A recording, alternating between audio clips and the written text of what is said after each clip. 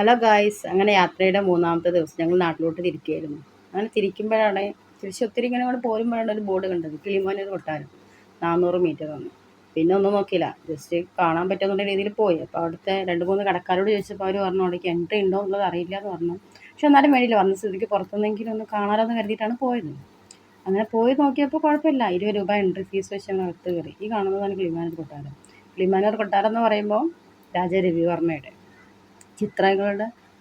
ചിത്രങ്ങളെ കൊണ്ട് മനോഹരമാക്കിയ നമ്മുടെ നാടിനെ ഉയർത്തെഴുന്നേറ്റ യശസ്സാണല്ലോ. അപ്പോൾ രവിവർമ്മയുടെ ജന്മസ്ഥലം അല്ലെങ്കിൽ രവിവർമ്മയുടെ നാടകശാല എന്നൊക്കെ ഒന്ന് കാണുമ്പോൾ ഒരു സുഖമല്ലോ, നമുക്ക് കണ്ണിന് കുളിർമുള്ളൊരു കാഴ്ചയല്ലേ. അങ്ങനെ ഞങ്ങൾ കൊട്ടാരത്തിൻ്റെ അകത്തേക്ക് എൻട്രി എടുത്ത് കയറി.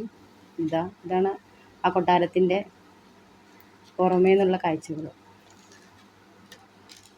ആ കാണുന്നതാണ് രവിവർമ്മയുടെ ചിത്രങ്ങൾ ഗാലറി. ചിത്രങ്ങളെല്ലാം ശേഖരിച്ച് വെച്ചിരിക്കുന്നത്. ഇതവരുടെ നാടകശാല. ഇപ്പോഴും അവിടെ അവരുടെ 4ാം തലമുറക്കാർ താമസിക്കുന്നുണ്ടെന്നാണ് അവിടുത്തെ സെക്യൂരിറ്റി പറഞ്ഞൊരു ഇൻഫർമേഷൻ വെച്ചിട്ട് അറിയാൻ പറ്റിയത്.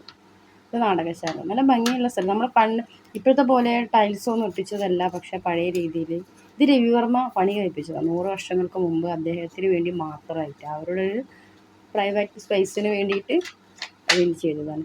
ഇതാണ് ചിത്രങ്ങൾ, ഒരു ഗാലറി. ചിത്രങ്ങളെല്ലാം അടക്കി വെച്ചിട്ടുള്ളത് രവിവർമ്മയുടെ വരച്ച ചിത്രങ്ങൾ. ആ ചിത്രത്തിൽ തന്നെ അവരുടെ തലമുറക്കാരും അവർ ചിത്രങ്ങളുണ്ട്, രവിവർമ്മയുടെ ചിത്രമുണ്ട്. പിന്നെ ഓരോ ചിത്രങ്ങൾ കാണുമ്പോൾ നിങ്ങൾക്ക് മനസ്സിലാവുമല്ലോ, നമ്മൾ ഓരോ സിനിമയിലെല്ലാം കണ്ട പോലെ.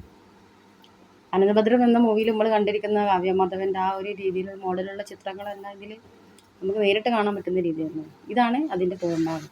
പക്ഷെ നിങ്ങൾ ഈ പുറംഭാഗം എടുക്കുമ്പോൾ ചിലപ്പോൾ നിങ്ങളെല്ലാവരും ചിന്തിക്കുന്നുണ്ട് എന്തുകൊണ്ടാണ് ഫസ്റ്റ് എൻട്രി എടുക്കാതെ ബാക്ക് വഴി. പക്ഷെ അവിടെ ഫോട്ടോസ് മാത്രമേ അലൗഡ് ഉള്ളൂ, വീഡിയോസ് അങ്ങനെ അലൗഡ് അല്ല. പക്ഷെ ഞങ്ങൾ ഇത്രയും ദൂരത്തുനിന്ന് വന്നതായതുകൊണ്ട് ചെറിയ രീതിയിൽ അങ്ങനെ എടുത്തുള്ളൂ, കാരണം നിങ്ങൾക്കൊന്ന് കാണിക്കാൻ വേണ്ടിയിട്ട്.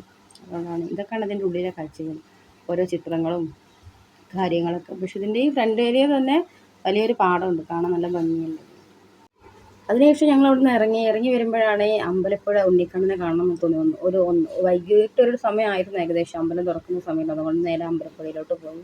ഇതാണ് അമ്പലപ്പുഴ ഉണ്ണിക്കണ്ണൻ്റെ മീൻകടവ്. കണ്ടില്ലേ, ഈ വലിയ കുളത്തിലുള്ള മീനുകളാണ്. ഒത്തിരി മീനുകളുണ്ട്. പക്ഷെ ഇതിൻ്റെ അകത്തേക്കൊന്നും ഫോട്ടോസും ക്യാമറയൊന്നും അലൗഡ് അല്ല എന്നല്ല, നമുക്കിപ്പോൾ അവിടെ അലൗഡായിട്ട് അവർ അവിടെ എഴുതി വെച്ചിട്ടുണ്ട്. നമുക്ക് ഉള്ളിലേക്ക് അതിട്ട് കയറാൻ പറ്റില്ലല്ലോ. അപ്പോൾ പുറത്തെ കാഴ്ചകൾ മാത്രമല്ല നമുക്ക് കാണിക്കാൻ പറ്റുള്ളൂ.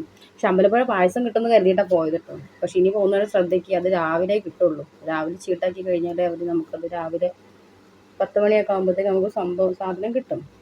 പക്ഷെ വൈകിട്ടായതുകൊണ്ട് തന്നെ പിന്നെയുള്ളത് വെണ്ണയും അങ്ങനെയുള്ള സാധനങ്ങളായിരുന്നു, മാല. പിന്നെ അത് കാഴ്ച കണ്ടു ഞങ്ങൾ തിരിച്ച് അവിടെ നിന്ന് ഇറങ്ങി. അവിടുത്തെ തട്ടുകടയിൽ കയറിയൊരു ദോശയൊക്കെ കഴിച്ചു. അതിൻ്റെ വീഡിയോസൊന്നും എടുക്കാൻ പറ്റിയിട്ടില്ല, കഴിച്ചു. ഞങ്ങൾ നേരെ നാട്ടിലോട്ട് തിരിക്കുകയാണ്. ഇതാണ് ആലപ്പുഴ കണ്ടില്ലേ നിങ്ങൾ, എത്ര ഭംഗിയിലാണ് നിൽക്കുന്നത്. പക്ഷെ ഇത്രയും ഭംഗിയിൽ നിൽക്കുമ്പോൾ എന്നെ അതിശയിപ്പിച്ചൊരു കാര്യം മുന്നോട്ടുള്ള വീഡിയോയിൽ നിങ്ങൾക്ക് കാണാൻ പറ്റും. റോഡിൻ്റെ ഇരുവശങ്ങളിലും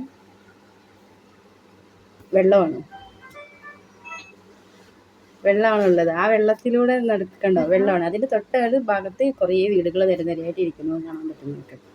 അപ്പം ഞാനിങ്ങനെ എപ്പോഴും ആലോചിക്കുന്നു, ഈ വെള്ളം കയറുമ്പോൾ ഇവരൊക്കെ എങ്ങനെയാണ്. അപ്പോൾ ഇതൊക്കെ കാണുമ്പോൾ നമ്മൾ ഒരുപാട് സിനിമയിൽ കണ്ട കാര്യങ്ങളുണ്ടല്ലോ, അത് നമുക്ക് കറക്റ്റായിട്ട് ഇതിൽ കാണാൻ പറ്റും. തണ്ണീർമത്തൻ ദിനങ്ങളെന്ന സിനിമ, അങ്ങനെ പുള്ളി ആട്ടുംകുട്ടി, ഇവരുടെ സിനിമയിലൊക്കെ നമ്മൾ കണ്ടിട്ടുണ്ടല്ലോ. വഞ്ചിയിൽ തുഴഞ്ഞു പോയിട്ട് ഓരോ വീട്ടിലേക്ക് കയറുന്ന അവസ്ഥ. ആ അവസ്ഥയിലാണത്. എല്ലാം കുഞ്ഞു വീടുകളായിരുന്നു. നമുക്ക് അത്ര ഡയറക്റ്റ് അവിടേക്ക് അവർക്ക് പോകാനുള്ള പാലങ്ങളും കാര്യങ്ങളൊക്കെ ഉണ്ടെങ്കിൽ കൂടി മഴ അത്ര അധികം വരുന്ന സമയത്ത് ഇവർക്കിത് എങ്ങനെ അവർ സർവൈവ് ചെയ്യും എന്നുള്ളതാണ്. പക്ഷെ കാണാൻ നല്ല ഭംഗിയാണെങ്കിൽ നമുക്കുള്ളിൽ ചെറിയൊരു പെടച്ചിൽ വരും, ഇവരെങ്ങനെ ഇവിടെ ഇങ്ങനെ താമസിക്കുന്നു എന്നുള്ള രീതിയിൽ. പിന്നെ അവർക്ക് അവരുടെ കൃഷി കാര്യങ്ങൾ, താറാവുകൾ, അങ്ങനെ ഒത്തിരി കാണാൻ ഭംഗിയുള്ള സ്ഥലം തന്നെയാണ്. അപ്പോൾ നിങ്ങളും ഇനി കാണാൻ ശ്രമിക്കുക. എപ്പോഴേലൊക്കെ പോകുന്നവരുണ്ടെങ്കിൽ തീർച്ചയായിട്ടും അമ്പലപ്പുഴയിലും പോകണം, കിളിമാനൂർ കൊട്ടാരത്തിലൊന്ന് പോവുക. വേറെ ഒന്നും ഉണ്ടായിട്ടല്ല, ഇതൊക്കെ നമുക്ക് ജീവിതത്തിൽ എപ്പോഴെങ്കിലൊക്കെ അല്ലേ. എപ്പോഴും നമ്മളിപ്പോൾ കിളിമാനൂർ കാണാനായിട്ട് ഇപ്പോൾ നമ്മൾ അവിടെ പോകുന്നവരുണ്ടോ എന്നുള്ളത് എനിക്കറിയില്ല, ചിലപ്പോൾ പോകുന്നവരുണ്ടാകും.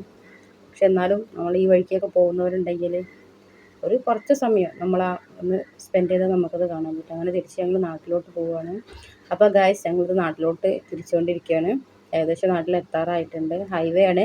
പിന്നെ പ്രത്യേകം പറയാനുള്ളത്, ഹൈവേയുടെ പണി നടക്കുന്ന സമയമാണ്. അതുകൊണ്ട് തന്നെ പോകുന്നവർ ശ്രദ്ധിക്കുക. ഒരുപാട് പ്രശ്നങ്ങളുള്ളതാണ് ഹൈവേയിലൂടെ പോകുമ്പോൾ.